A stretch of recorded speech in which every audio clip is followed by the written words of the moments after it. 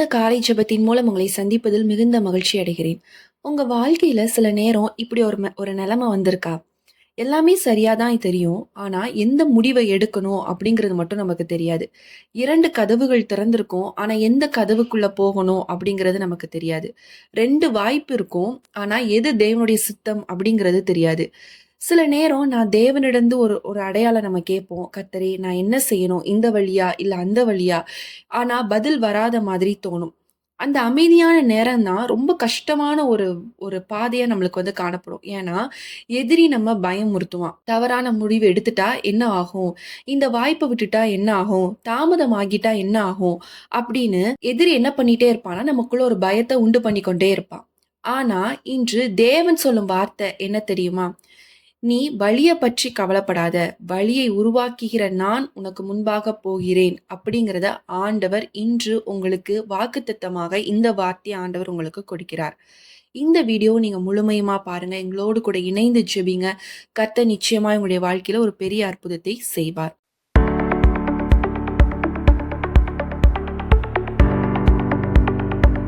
நம்ம இன்று கூட ஒரு வசனம் வாசிக்கலாம். யாத்ராகமம் 33ஆம் அதிகாரம் 14ஆம் வசனத்துல சொல்லப்பட்டிருக்கு. என் சமூகம் உனக்கு முன்பாக செல்லும். நான் உனக்கு இளைப்பாறுதல் தருவேன் என்றார். இந்த வசனத்த படிக்கும்போது ஒரு விஷயத்த நம்ம மறந்துடக்கூடாது. இந்த வார்த்தை தேவன் மோசேயிடம் சொன்ன நேரம் எப்படிப்பட்ட நேரம் தெரியுமா? அது ஒரு சாதாரண நேரம் கிடையாது. மோசேயோட வாழ்க்கையில மிகப்பெரிய ஒரு பொறுப்பின் நடுவுல அவர் இருக்கிறாரு. பல லட்சம் மக்கள வழிநடத்தணும். எங்க போக வேண்டும் அப்படிங்கிறது தெரியாது. எதிரில என்ன இருக்குதுன்னு தெரியாது. மோசே தேவனிடத்தில் கேட்ட ஒரே ஒரு விஷயம் மட்டும் என்ன அழகா கேட்கிறார் பாருங்களேன். அடுத்த வசனத்துல சொல்லப்பட்டிருக்கு. உம்முடைய சமூகம் என்னோடு கூட செல்லாமற் போனால் எங்களை இவ்விடத்திலிருந்து கொண்டு போகாதிரும் அப்படிங்கிறத அழகான ஒரு ஜெபமா அங்க சொல்றத நம்ம பார்க்கிறோம். மோசே வழிய கேட்கலங்க. தேவனுடைய சமூகத்த கேட்கிறார். ஏன்னா, அவருக்கு ஒரு ரகசியம் தெரிஞ்சிருக்கு. தேவனுடைய சமூகம் இருந்தா தவறான பாதை கூட சரியான இடத்துக்கு கொண்டு போகும் அப்படிங்கிற ரகசியத்த அவர் தெரிஞ்சிருக்கிறார். ஆனா, தேவனுடைய சமூகம் இல்லன்னு மட்டும் வச்சுக்கோங்களேன். சரியான பாதையா இருந்தா கூட அது ஆபத்தாக தான் முடியும் அப்படிங்கிறத மோசே நன்கு அறிந்திருந்தனால தான் இந்த அழகான ஒரு பவர்ஃபுல்லான ஜெபத்த அவர் ஏறெடுக்கிறத நம்ம பார்க்கிறோம். ஒரு சின்ன ஒரு ஒரு கதை சொல்றேன். அது சொன்னபோதே உங்களுக்கு உங்களோட விசுவாசம் நல்லா தட்டி எழுப்பப்படும். ஒரு சிறிய குழந்தை இருக்குன்னு வச்சுக்கோங்க. ஒரு கூட்டத்துல ஒரு ஒரு மாலுக்கோ, ஒரு கடைக்கோ, எங்கேயோ ஒரு கூட்டமா இருக்குன்னு வச்சுக்கோங்க. ஒரு மார்க்கெட்டுக்கு போறாங்கன்னு வச்சுக்கோங்க. ஒரு குழந்தையோட கைய அப்பா பிடிச்சுட்டு கூட்டிட்டு போறாரு. அந்த குழந்தைக்கு தெரியுமா? அங்க ஆயிரக்கணக்கான சத்தம் இருக்கு, அவசரம் இருக்கும். அங்க அங்கன்னு ரஷ்ஷா போயிட்டுருக்க அந்த இடத்துல, அந்த குழந்தைக்கு தெரியுமா? எங்க போறோம்? எந்த இடத்துக்கு போறோம்? எந்த வழியில செல்றோம்? அங்க என்ன இருக்குது? அது எதுவுமே தெரியாது. ஆனா, ஒரே ஒரு விஷயம் மட்டும் தெரியும். அப்பாவோட கைய இறுக்கமா பிடிச்சுக்கிட்டேன். அது மட்டும் தான் தெரியும். அப்பா என்ன கரெக்ட்டா கூட்டிட்டு போயிருவாரு. அப்படிங்கிறது மட்டும் தான் அந்த குழந்தையோட குழந்தைக்கு தெரியும். அந்த குழந்தைக்கு தெரியாது. அந்த கரெக்ட்டா டைரக்ஷன் தெரியாது. நம்ம எங்க தான் போறோம் அப்படிங்கிற ப்ளூ பிரிண்ட் தெரியாது. எதிர்காலம் தெரியாது. எதுவுமே தெரியாது. ஆனா யாரோட இருக்கிறேன்ங்கிறது மட்டும் தெரியும். யாரோட இருக்கிறாங்க? உங்க அப்பாவோட கைய பிடிச்சிருக்கிறாங்க. அது மட்டும் அந்த குழந்தைக்கு நல்லா தெரியும்.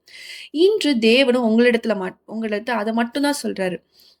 உங்களுக்கு எல்லாமே தெரிந்திருக்கிற அவசியமே கிடையாது. அடுத்த வருஷம் என்ன நடக்கும்? அடுத்த மாசம் என்ன நடக்க போது? அடுத்த நாள் என்ன நடக்க போது? எதுவுமே தெரியாது. ஆனா ஒண்ணே ஒண்ணு மட்டும் உங்களுக்கு தெரிஞ்சிருக்கணும். உங்கள வழிநடத்துகிறவர் யார் என்று மட்டும் நீங்க கண்டிப்பா தெரிஞ்சிருக்கணும். அந்த குழந்தைக்கு அது மட்டும் தான் தெரியும். நான் என் அப்பாவோட கைய பிடிச்சிருக்கிறேன். எங்க அப்பா என்ன கரெக்ட்டா கூட்டிட்டு போவாரு. அததான் ஆண்டவர் இன்று உங்களுக்கு ரிமைண்ட் பண்றார். நீங்க யார் கைய பிடிச்சிருக்கிறீங்க? என் அப்பாவோட கைய பிடிச்சிருக்கீங்க. ஏசப்பாவோட கைய பிடிச்சிருக்கீங்க. அவர் என்ன கரெக்ட்டா கூட்டிட்டு போவார். அப்படிங்கிற விசுவாசத்தோட மட்டும் நீங்க போனீங்க அப்படின்னா, எப்படி அந்த குழந்தை அப்பாவோட கைய பிடிச்சு கரெக்ட்டா போகுமோ, அதே மாரி நீங்க என் கைய பிடிச்சு கரெக்ட்டா போங்க அப்படிங்கிறது தான் ஆண்டவர் இன்று உங்களுக்கு அந்த ஒரு விசுவாசம் இருக்கணும் அப்படிங்கிறத ஆண்டவர் இன்று உங்களோடு கூட பேசிக் கொண்டிருக்கிறார். இந்த மெசேஜ கேட்டுட்டு இருக்கிற பல பேர் உங்களுடைய வாழ்க்கையில ஒரு முக்கியமான முடிவு எடுக்கிற ஒரு சூழ்நிலை நீங்க நின்று கொண்டிருக்கலாம். ஒரு வேலை மாற்றம், வேலைய நான் மாத்தணும் அப்படிங்கிற ஒரு முடிவுல எடுக்கலாம். இல்ல ஒரு தொழில் ஆரம்பிக்கலாமா அப்படிங்கிற ஒரு முடிவுல இருக்கலாம். இல்ல திருமண விஷயத்துல நான் எந்த மாரி டெசிஷன் எடுக்கணும்? எனக்கு அலைன்ஸ் வருது. இதுதான் ஆண்டவரோட சித்தமா? அப்படிங்கிற ஒரு முடிவுல நீங்க இருக்கலாம். இல்ல ஒரு குடும்பத்துல ஒரு பெரிய பிரச்சனை இருக்கலாம். நீங்க தேவனிடத்துல கேட்கலாம். கர்த்தர் ஆண்டவரே நான் என்ன செய்யணும்? அப்படின்னு சொல்லி நீங்க கேட்டுட்டு இருக்கலாம். ஆனா தேவன் உங்களுக்கு முழு திட்டத்தையும் அவர் காண்பிக்க மாட்டார். எப்படி மோசேய அடுத்த நாள் திட்டத்த காமிச்சு தான் வழி நடத்தினார். அவர் தேவனுடைய சமூகத்த மட்டும் தான் கேட்டார். தேவன் அவரோட கூட இருந்தார். அவர வழி நடத்தினார். இன்று அதேதான். நீங்க பண்ண வேண்டியது ஒண்ணே ஒண்ணு தான். ஏசப்பாவோட கைய நீங்க இறுக்கமா பிடிச்சுக்கணும். அவர் கொண்டு போற பாதை கரெக்ட்டா இருக்கும் அப்படிங்கிற ஒரு விசுவாசத்த நீங்க வச்சுக்கணும். அந்த விசுவாசம் உங்கள கரெக்ட்டான பாதையில கொண்டு போகும் அப்படிங்கிறத தேவன் இன்று உங்களுக்கு ஒரு வாக்குத்தத்தமாக ஆண்டவர் இந்த வார்த்தைய கொடுக்கிறார். தேவனிடத்துல நான் என்னுடைய எதிர்காலத்த ஃபுல்லுத்தையும் காட்டுங்க அப்படிங்கிறத விட, ஆண்டவரே உங்க சித்தம் போல வழிநடத்துங்க அப்படின்னு சொல்லி நீங்க அவரோட கரத்த பிடிச்சிட்டீங்கன்னா, அவர் கரெக்ட்டா உங்கள அவரோட டைரக்ஷன்ல ஆண்டவர் நிச்சயமாக உங்களை கொண்டு போவார். நம்ம எல்லாரும் கண்கள மூடி நம்ம ஜெபிக்கலாம். அன்புள்ள இயேசு சுவாமி அப்பா, இந்த நாளிலும் சுவாமி அப்பா, ஆண்டவரே எந்த முடிவு எடுக்கணும், எந்த இடத்துல போணும், எதுவுமே தெரியாம ஆண்டவரே குழம்பிக் கொண்டிருக்கிற அநேகர் ஆண்டவரே, அப்பா என்னோடு கூட இணைந்து ஜெபித்துக் கொண்டிருக்கிறாங்க சுவாமி. அவங்க வாழ்க்கையில நல்ல முடிவு எடுக்கணும் சுவாமி. உம்முடைய சித்தத்தின்படி எடுக்கக்கூடிய முடிவாக அந்த முடிவு காணப்படணும் ராஜா. ஆண்டவரே ஸ்தோத்திர ராஜா. அவங்க ஜெபித்து ஜெபித்து ஆண்டவரே தேவனே எனக்கு பதில் கொடுக்க மாட்டேங்கிறாரு, பதிலே சொல்ல மாட்டேங்கிறாரு, என்னன்னு எனக்கு தெரியல அப்படின்னு சொல்லி புலம்பிக் கொண்டிருக்கிறாங்க. ஆனா ஆண்டவரே நீங்க ஒரு கதவை பூட்டுகிறீர் என்றால் அதற்கு ஒரு காரணம் இருக்கும்ப்பா. அது ஒரு பெரிய ஆபத்து வரக்கூடிய கதவாக காணப்படலாம், வாய்ப்பாக காணப்படலாம். ஆண்டவரே அதை நாங்க ஏற்றுக்கொண்டு என் அப்பா என்னுடைய வாழ்க்கையில எது செய்தாலும் நல்லதுக்கு என்று சொல்லி எடுத்துக்கொண்டு அதன்படி நடக்கக்கூடிய பிள்ளைகளாக நாங்க காணப்பட உதவி செய்வீராக தகப்பனே. இயேசு சுவாமி இந்த நாள்ல உங்க கையை நாங்க இறுக்கமா பிடித்துக் கொள்ளணும். ஆண்டவர் எந்த சூழ்நிலை உம்மை விட்டு பின்வாங்காதபடி உம்மை இறுக்கமாக பிடித்துக்கொண்டு நீங்க செல்லுகிற பாதையில நாங்க செல்ல எங்களுக்கு உதவி செய்யுங்க. ஆண்டவரே என் சமூகம் உனக்கு முன்பாக செல்லும் என்று சொன்னீரப்பா. ஆண்டவரே நாங்க செல்லுகிற இடத்துல உங்க சமூகம் முன்பாக செல்லணும். அது கோணலான வழியாக இருந்தா இயேசு சுவாமி நீங்க அது எங்களுக்கு எந்த ஆபத்தும் இல்லாத ஒரு பாதையாக கர்த்தர் மாற்றி கொடுங்க. ஏன்னா நீங்க எங்க கூட இருந்தீங்கன்னா எந்த ஆபத்தும் எங்களுக்கு நேரிடாது ராஜா. எங்க கரத்தை நீங்க பிடித்துக் கொள்ளுங்க. உம்முடைய சித்தத்தின்படி நடக்க கர்த்தர் நீர் எங்களுக்கு உதவி செய்வீராக தகப்பனே. உம்முடைய கரம் எங்களோடு கூட இருந்து எங்களை தாங்கட்டும். எல்லா சத்துருவின் கிரியைகளுக்கும் ஆண்டவரே சத்துருவானவன் இந்த அமைதியான நாட்கள்ல ஜெபித்து பதில் கிடைக்காத அந்த நேரத்துல சத்துருவானவன் பல குழப்பங்கள் உங்களுடைய இருதயத்துல கொண்டு வரான் ராஜா. இது தேவனுடைய சித்தம் இல்ல, நீ இதை விட்டுரு, நீ இந்த டெசிஷன் எடு அப்படின்னு சொல்லி எங்களுக்குள்ளாக நிறைய குழப்பங்களை கொண்டு வரான் ராஜா. அந்த குழப்பங்கள் எல்லாவற்றையும் இயேசுவின் நாமத்தினால் உடைக்கிற ராஜா.